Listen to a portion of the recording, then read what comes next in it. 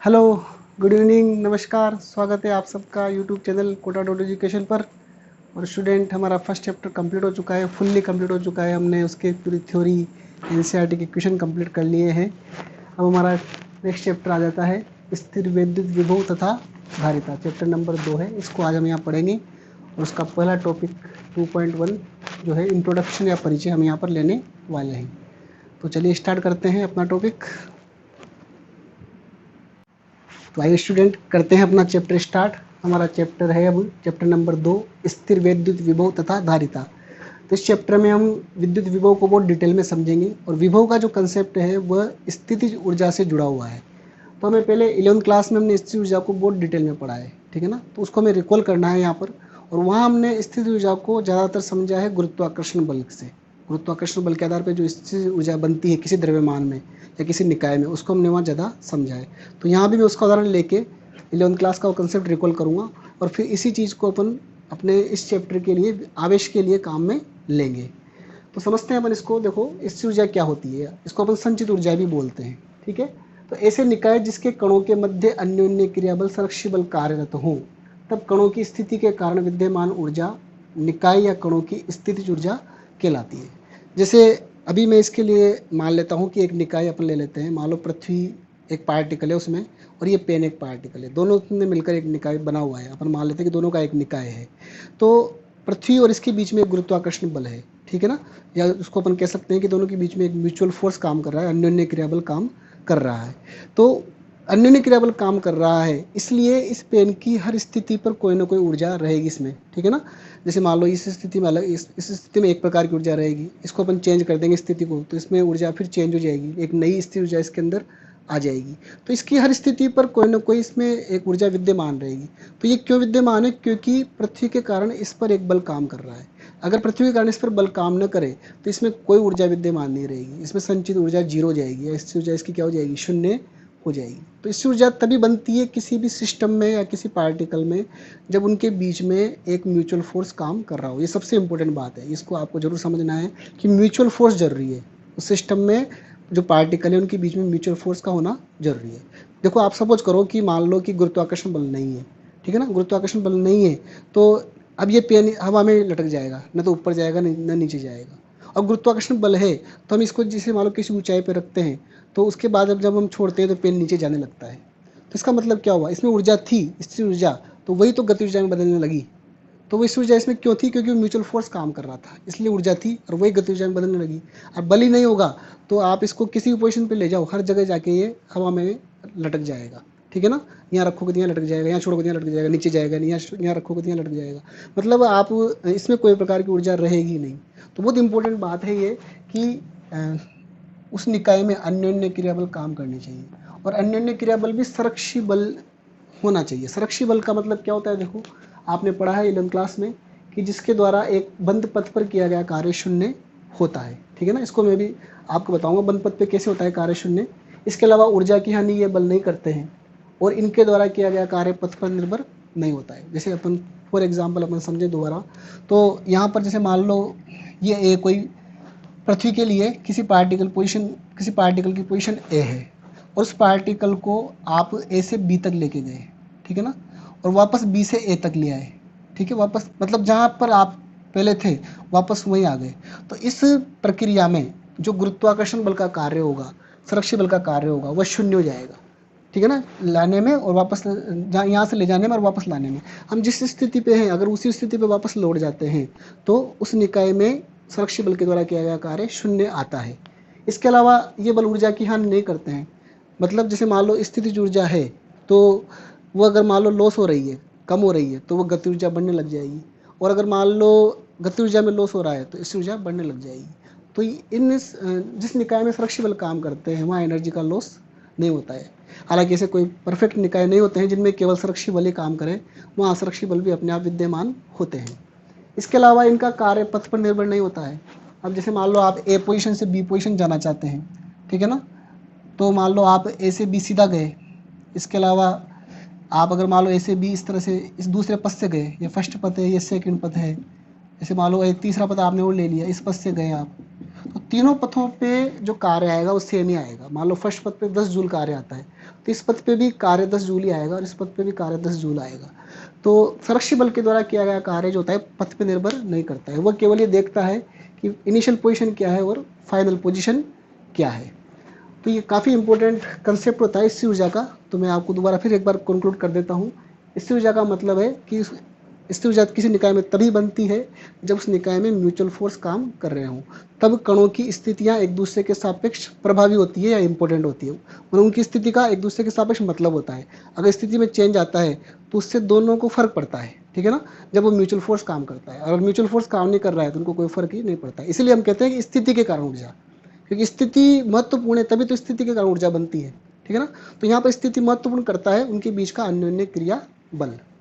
ठीक, इसके बाद हमने पढ़ा है देखो 11वीं क्लास में कि गुरुत्वाकर्षण बल के कारण किसी ऊंचाई पर जो विद्यमान वस्तु में ऊर्जा होती है वो U बराबर mgh या U बराबर माइनस gmm/r से दी जाती है। आपने 11वीं क्लास में इस चीज़ को पढ़ा है कि किस h ऊंचाई पर आ गए आप सतह से, तो वहाँ पर उसमें वस्तु में विद्यमान ऊर्जा mgh होती है, उसमें सतह से अपन काउंटिंग करते हैं। और आप सेंटर से काउंटिंग करो तो वस्तु में विद्यमान ऊर्जा माइनस gmm/r मानी जाती है। तो ये ऊर्जा वस्तु में विद्यमान है। इसके अलावा स्प्रिंग का बल भी आपने पढ़ा है। स्प्रिंग का बल F बराबर माइनस kx होता है। अब स्प्रिंग का जो बल है वो भी एक संरक्षी बल है। तो उसमें भी अगर मान लो आप कोई निकाय में कोई स्थिति लेके आओगे या स्प्रिंग की कोई स्थिति लेके आओगे तो हर स्थिति पर स्प्रिंग में एक ऊर्जा विद्यमान रहेगी, ठीक है ना। और अगर आप जैसे उसको x विस्थापित कर देते हैं तो x विस्थापित करने पर उसमें संचित ऊर्जा जो हमने 11वीं क्लास में निकाली है वो U बराबर हाफ kx² होती है। किसी x पोजीशन पर उसकी जो मूल स्थिति है उससे x विस्थापित करने के बाद उसमें जो स्थिर ऊर्जा आती है वो U बराबर हाफ kx² होती है। और खिलौना भी इसी ऊर्जा से चलता है। खिलौने में क्या होती है, स्प्रिंग होती है। जैसे आप उसकी चाबी को घुमा देते हैं तो स्प्रिंग, उसकी स्प्रिंग के कारण उसमें एक प्रकार की ऊर्जा विद्यमान हो जाती है, ठीक है ना। और उसी ऊर्जा से फिर वो बाद में गति ऊर्जा में बदलने लगती है। तो ये सब चीज़ें आपने क्लास में बहुत अच्छी तरीके से पढ़ी है। मेरा उद्देश्य यहाँ रिकॉल करने का है कि ताकि आपको इस चैप्टर का कंसेप्ट अच्छा समझ में आ जाए। अब देखो ये तो बात हो गई कि किसी निकाय में स्थितिज ऊर्जा जो होती है वह कणों की स्थिति के कारण होती है। अब आप उस स्थिति को अगर मान लो चेंज करना चाहते हैं तो आपको वहाँ पर कार्य करना पड़ेगा। जैसे मान लो मेरे पास ये पेन है, अब इस पेन में पृथ्वी के कारण अभी एक प्रकार की स्थितिज ऊर्जा विद्यमान है, ठीक है ना। अब मैं इसकी स्थिति को चेंज करना चाहता हूँ, या तो नीचे ले जाना चाहता हूँ या ऊपर ले जाना चाहता हूँ, इसको ऐसे इसकी स्थिति को चेंज करना चाहता हूँ। जब भी आप स्थिति को चेंज करना चाहेंगे तो आपको बाह्य रूप से कार्य करना पड़ेगा। तो जैसे मैं उसको उठा रहा हूँ तो मैं बाह्य रूप से कार्य कर रहा हूँ। तो यहाँ पर दो कार्य एक साथ हो रहे हैं। आप देखो मैं उसको उठा रहा हूँ तो बाह्य बल कार्य कर रहा है और जो इनके बीच का गुरुत्वाकर्षण बल है वो भी काम कर रहा है। तो बाह्य बल तो इसको ऊपर ले जाना चाह रहा है और गुरुत्वाकर्षण बल इसको नीचे ले जाना चाह रहा है। तो दो कार्य एक साथ होते हैं। तो हम एक्सटर्नल फोर्स का जो कार्य होता है उसको तो अपन WEXT लिखेंगे, और जो बीच में जो बल काम कर रहा है संरक्षी बल उसको अपन कंजर्वेटिव फोर्स, कंजर्वेटिव का मतलब संरक्षी बल का कार्य, तो उसको अपन WC लिखेंगे। तो देखो यहाँ लिखा हुआ है कि यदि किसी निकाय के कणों की स्थिति बदलती है, ठीक है ना, तब निकाय की स्थितिज ऊर्जा में परिवर्तन आता है। जैसे मान लो सपोज करो कि यहाँ इस पेन और पृथ्वी के निकाय की ऊर्जा 10 जूल है, ठीक है। अब मैं इसको उठा के यहाँ ले जाना चाहता हूँ तो इस ऊर्जा में परिवर्तन आएगा निश्चित रूप से। मतलब 10 से या तो 11 जूल हो जाएगी या घट जाएगी या बढ़ जाएगी, कुछ ना कुछ परिवर्तन जरूर आएगा। तो ये परिवर्तन बिना बाह्य कार्य के या संरक्षी बल के कार्य के संभव नहीं है। ये बात यहाँ लिखी हुई है कि किसी निकाय के कणों की स्थिति बदलती है तब निकाय की इस ऊर्जा में परिवर्तन आता है तथा यह परिवर्तन संरक्षी बल के विरुद्ध बाह्य बल द्वारा किए गए कार्य के तुल्य होता है।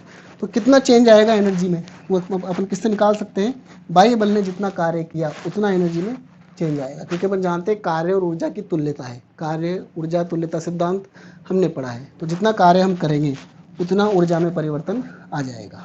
तो इसको अपन बाह्य बल से निकालेंगे तो बाह्य बल के द्वारा किया गया कार्य सीधा ऊर्जा परिवर्तन के बराबर आ जाएगा।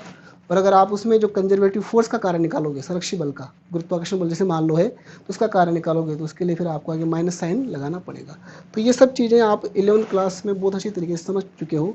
अब ओवरऑल यहाँ कंक्लूजन में करूँ तो बस यही है कि आपको इसमें दो बात यहाँ ध्यान रखनी है कि पहली बात तो ये है कि स्थिर ऊर्जा किसी निकाय में अन्योन्य क्रिया बलों के कारण होती है, ठीक है ना, जिसको अपन संरक्षी बल कहते हैं, वो वहाँ विद्यमान होना चाहिए तभी उस निकाय में स्थिर ऊर्जा या संचित ऊर्जा विद्यमान रहेगी। और उस ऊर्जा में अगर आप चेंज करना चाहते हैं तो आपको कार्य करना पड़ेगा। ये दो आपको कंक्लूजन यहाँ पर ध्यान रखने हैं।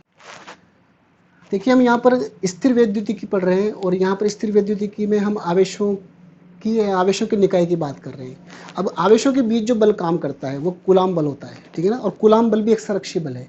तो इस बल के कारण मान लो कोई भी निकाय है, जैसे मान लो ये दो पेन है मेरे पास, इनके ये दोनों पेन आवेश है माना कि, तो इनका जो निकाय है, इस निकाय में एक प्रकार की ऊर्जा विद्यमान रहेगी जिसे हम कहते हैं विद्युत स्थितिज ऊर्जा, ठीक है ना। तो यहाँ पर विद्युत शब्द लग जाएगा क्योंकि आवेश की बात यहाँ पर हो रही है। तो उस ऊर्जा को हम इस चैप्टर में ज्ञात करने वाले हैं। और इस ऊर्जा में मान लो आपको परिवर्तन करना है तो आपको इन आवेशों की स्थितियों में चेंज लाना पड़ेगा। उसके लिए आपको बाह्य बल लगाना पड़ेगा। तो बाह्य बल ने कितना कार्य किया, इनके बीच के कूलाम बल जो इनके बीच का संरक्षी बल है उसने कितना कार्य किया, वो सब हम यहाँ पर ज्ञात करेंगे। और उसी से फिर हम ऊर्जा का मान निकालेंगे और ऊर्जा में परिवर्तनों के मान भी निकालेंगे। तो आइए उस कंसेप्ट को अपन पढ़ते हैं आगे। एक बार उसको पढ़ने के पहले मैं इस चीज़ को पढ़ देता हूँ जो मैंने लिखी हुई है आपके लिए। कूलाम बल F बराबर K Q1 Q2 बटा R² भी एक संरक्षी बल है। अतः से निकाय जिनमें कूलाम बल विद्यमान होता है वहाँ विद्युत स्थितिज ऊर्जा संचित होती है, जिसे हम यहाँ ज्ञात करेंगे। वह इसमें परिवर्तन का अध्ययन भी करेंगे, ठीक है ना। तो चलिए स्टार्ट करते हैं उसको भी। तो स्टूडेंट समझते हैं विद्युत स्थितिज ऊर्जा को, और कूलाम बल से हमें इसको समझना है। तो देखो यहाँ पर मैंने इसके लिए सबसे पहले एक विद्युत क्षेत्र लिया है जो बाह्य विद्युत क्षेत्र है, और इस बाह्य विद्युत क्षेत्र में हमने एक परीक्षण आवेश को रख दिया है Q0 को, ठीक है ना। अब इस परीक्षण आवेश पे बल लगता है, हम जानते हैं इस विद्युत क्षेत्र के द्वारा इस पर बल लगाया जाएगा F वेक्टर बराबर Q0 E वेक्टर, और एक प्रकार का ये कूलाम बल होगा या संरक्षी बल होगा। तो इस बल के कारण यह म्यूचुअल फोर्स हो गया अब ये, इस बल के कारण इस क्षेत्र में इस आवेश में एक प्रकार की ऊर्जा विद्यमान रहेगी, एक प्रकार की स्थितिज ऊर्जा विद्यमान रहेगी।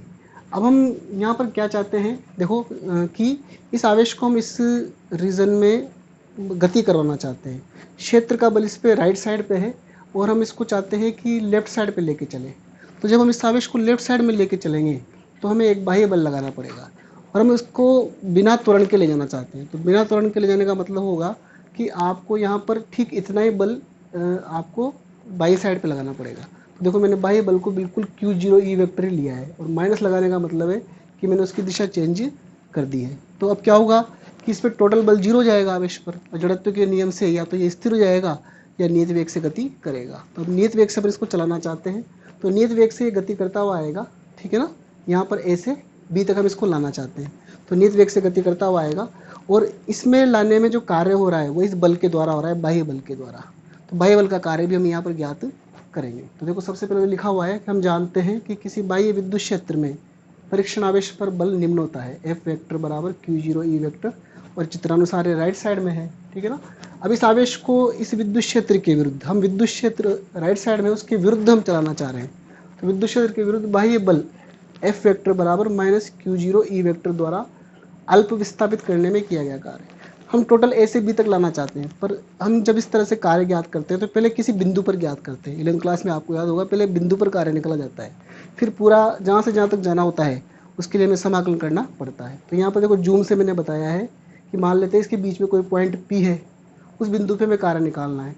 तो बल तो लग रहा है उस आवेश पर, अपना जो Q0 आवेश है यहाँ पर, उस पर बल तो लग रहा है लेफ्ट साइड में बाह्य बल F वेक्टर बराबर माइनस Q0 वेक्टर, और किसी बिंदु पे मान लो अल्प विस्थापन हम इसको दिया अपन ने DL वेक्टर, तो हम इसको A से B ला रहे हैं, तो DL वेक्टर की डायरेक्शन भी बाह्य बल की डायरेक्शन में ही आएगी। तो इस तरह से जो अल्प कार्य होगा यहाँ पर बाह्य बल के द्वारा वो DW बराबर होगा F डॉट DL। हमने 11th क्लास में फॉर्मूला पढ़ रखा है F डॉट DR से, तो DL में लिया जा सकता है, विस्थापन अपन DL के रूप में ले रहे हैं।